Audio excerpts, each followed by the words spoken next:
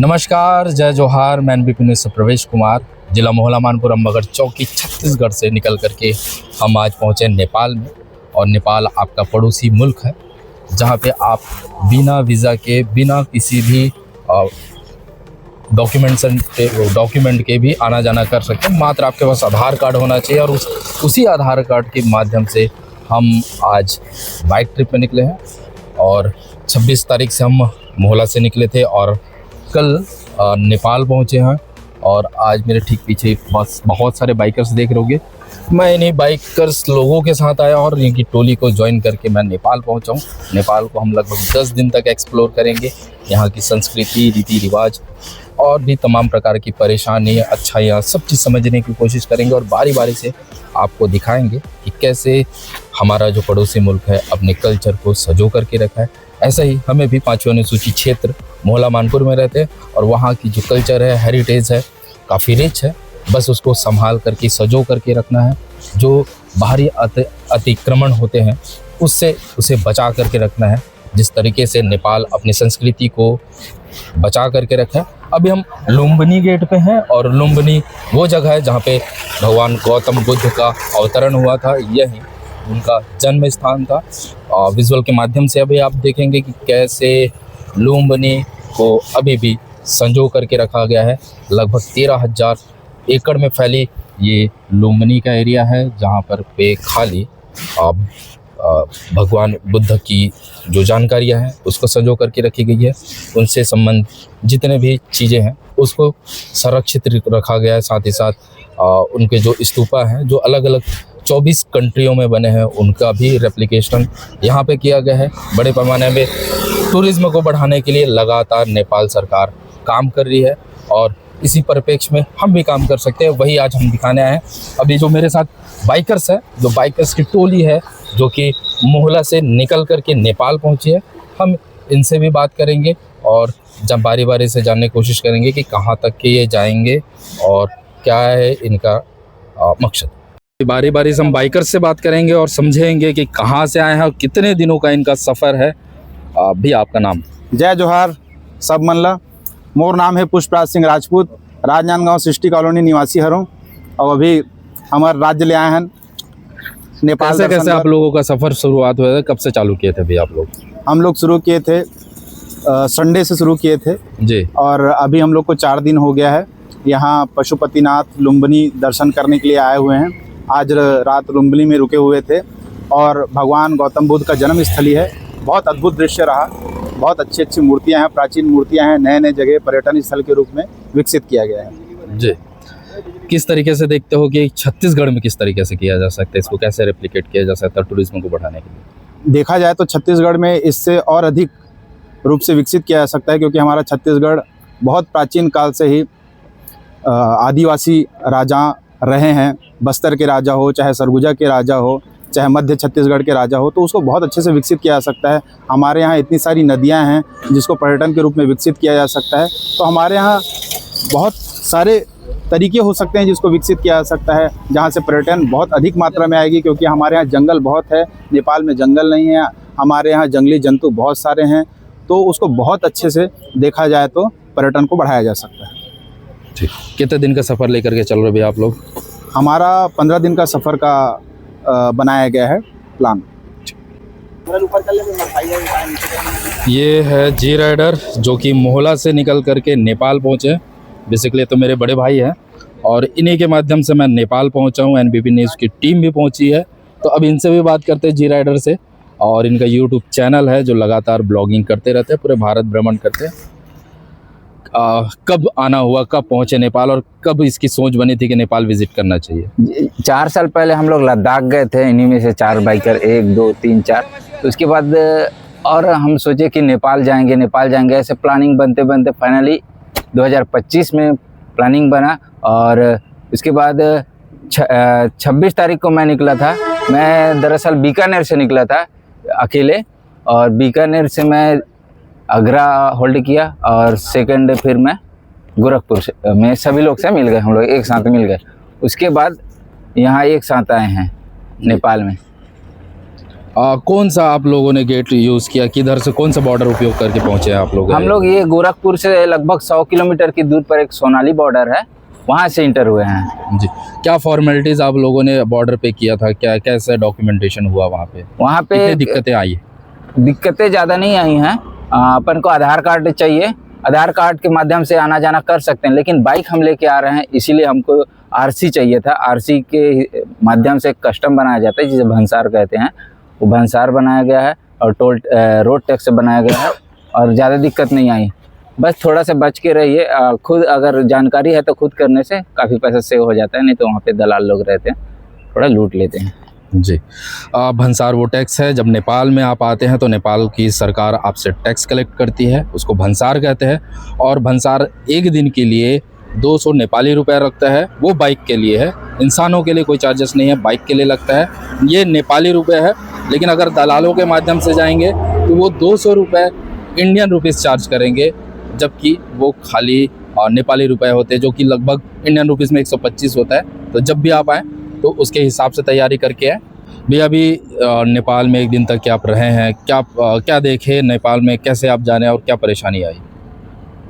नेपाल में तो सभी लोग बहुत वेलकमिंग है, बहुत अच्छा लगा, सब फ्रेंडली हैं। जिस होटल में हम रुके वहाँ बहुत वेलकम किए, बात अच्छे से किए, और जो होटल था वो भी चार्जेस बहुत कम था, खाना भी एकदम बढ़िया था, इंडियन के हिसाब से मिल गया।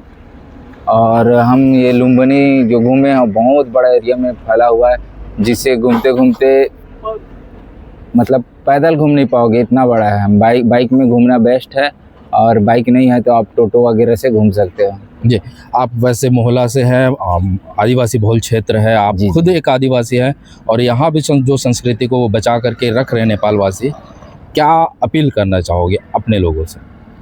अपने लोगों से भी यही अपील करना चाहूँगा कि अपना जो संस्कृति है उसको बचा के रखे।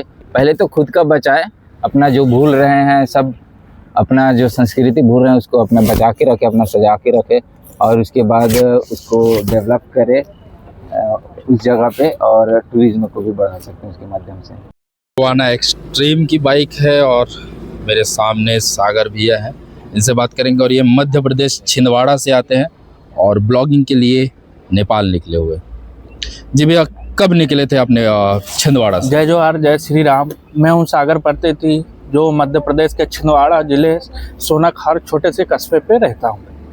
फिलहाल मैं पहला आदिवासी जो राइडर है जो नेपाल बाइक से आया है, और मैं ये चाहता हूँ कि हमारे छिंदवाड़ा ज़िले पे जितने भी पर्यटन स्थल है उन लोगों को बढ़ावा दिया जाए, क्योंकि हमारी संस्कृति जो है छिंदवाड़ा ज़िले की बहुत नीचे स्तर पर नीचे चले जा रही है, और हम लोग संस्कृति को भूल रहे हैं। क्योंकि हमारे छिंदवाड़ा ज़िले पे भी ऐसे बहुत सारे स्थल है जो पर्यटन के स्थल से बनाया जा सकते हैं, लेकिन हमारी सरकार द्वारा अभी तक उन लोगों को बनाया नहीं गया है। जी, ऐसा कोई चिन्हांकित जगह जिसको लगता है कि आपको डेवलप कर सकते हैं आपके ज़िले में, दो चार नाम बता दीजिए। हमारे ज़िले पे आदिवासी संस्कृति के हिसाब से हमारा सबसे पुराना जो नागपुर शहर बसा हुआ है, हमारे देवगढ़ राजा जाटवा जी ने बसाया है। वहाँ पर इतना बड़ा भव्य स्तर से पर्यटन स्थल भी बन सकता है और आदिवासी संस्कृति भी बच सकती है। और हमारे बादल भोई संग्रहालय जो अभी अभी बना हुआ है, 2 साल, वो तो बहुत सालों से है, लेकिन अभी अभी डेवलप हुआ है, चाहे तो आप वहाँ पर आकर विजिट भी कर सकते हैं। क्या कहना चाहोगे लोगों को नेपाल विजिट के लिए? नेपाल बहुत ही सुंदर शहर है और यहाँ के लोग भी बहुत प्यारे हैं। वैसे तो मैं छिंदवाड़ा से 26 तारीख को निकला था घर से, तो जबलपुर होते हुए, वाराणसी होते हुए आज हम लुम्बिनी शहर पर रुके हुए हैं। लुम्बिनी शहर भी बहुत बुद्ध धर्म की बुद्ध भगवान की जन्म स्थली है। यहाँ पर 12,000 एकड़ में फैला हुआ है लुम्बिनी शहर, और नेपाल को बुद्ध धर्म के नाम से भी जाना जाता है। ठीक, ये है टीटू रॉयल उर्फ तुलेश्वर साहू की बाइक, और खुद तुलेश्वर साहू बाइक के माध्यम से आज नेपाल पहुंचे हैं। इनसे भी बात करते हैं। ये वैसे मोहल्ला से ही बिलोंग करते हैं और राजनांदगांव में इनका काम काज चलता है। जी भैया, कब पहुंचे आप नेपाल? हम नेपाल पहुँचे हैं 26 तारीख को निकले थे नेपाल, और ये किसका आइडिया था कि नेपाल जाना चाहिए और कितने लोगों की टोली निकल के आई है? हम लोग पहले लद्दाख गए थे, तो जी राइडर और मैं जो टीटू रायल हूँ, और हम दोनों की प्लानिंग थी। तो मैंने सागर भाई और पुष्पराज को अपने साथ, सागर भाई तो और वो किया, शामिल किया पुष्पराज,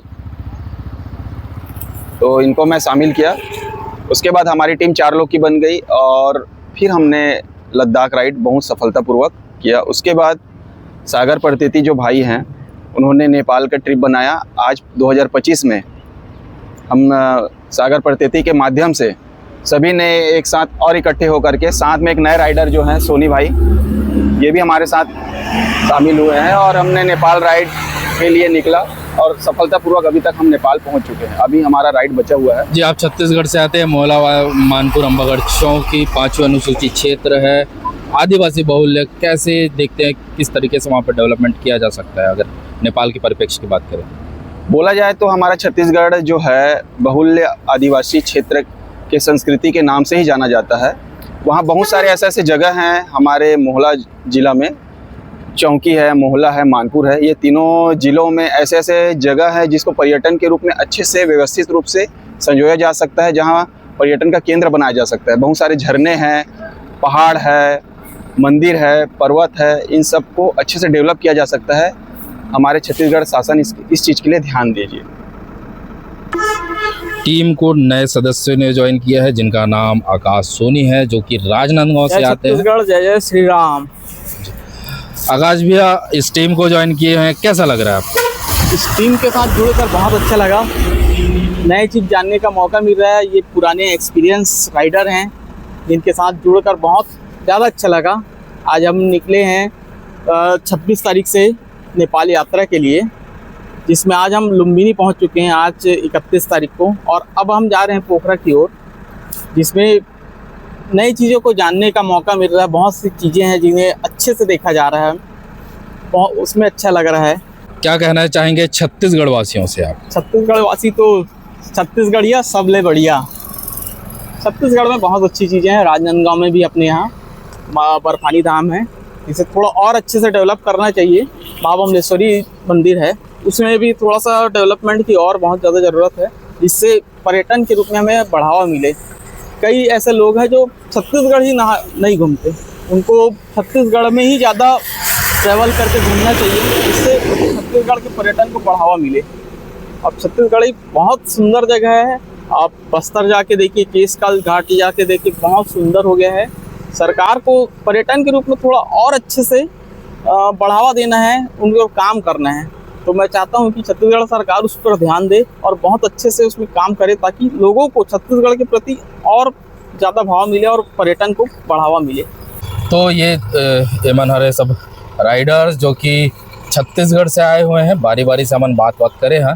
जैसे कि आकाश भैया बताइए कि छत्तीसगढ़ के जो टूरिज्म है, खास करके हमला बस्तर, सरगुजा, जशपुर, मोहला, मानपुर, जो अन्य ज़िले हैं जहाँ पे टूरिज्म बढ़ाया जा सकते हैं, और प्राकृतिक दृष्टिकोण से हमारे करा झरना हावे, जंगल हावे, छोटे छोटे पहाड़ी हावे और बहुत अच्छा दार्शनिक स्थल हावे, तेला बढ़ाए के जरूरत है, डेवलप करे के जरूरत है, और बाहरी व्यक्ति मन ला बुलाए बर जरूरत है। तेकर बा प्रचार प्रसार के भी खासा जरूरत है, और ओकर ले भी ज़्यादा जरूरत है हमन ला ईमानदार बने बर, अपन संस्कृति ला संजोए बर और वही चीज़ ला डेवलप करे बर, बढ़ाए बर। अभी हमारे मन सन एक नेपाली टूरा घलक हावे, हमारे साथी है, हमला देख करके ज्वाइन करे या ओकरों से बात करे के कोशिश करबे। क्या नाम है भाई आप? साजिद खान। कहाँ से हो आप? परसों से। परसा से, नेपाल से ही हो?